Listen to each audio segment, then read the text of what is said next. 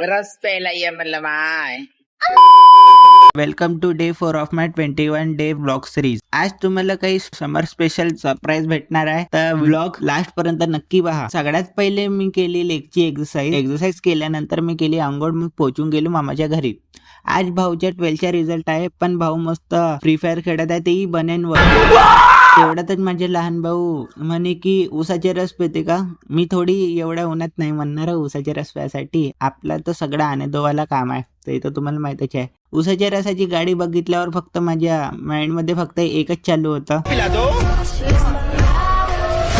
का जूस बड़ा गिलास 20 रुपए का.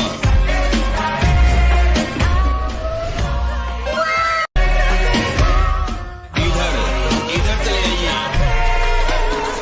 काकूनी मस्तपैकी ग्लास भरून ज्यूस दिला. पाहू शकता तुम्ही ज्यूस वरचा टेक्स्चर किती मस्त आहे. हा ज्यूस मध्ये पण बबल काढत होता. तुम्ही पण असा बबल काढता का, कमेंट मध्ये सांगा बरं.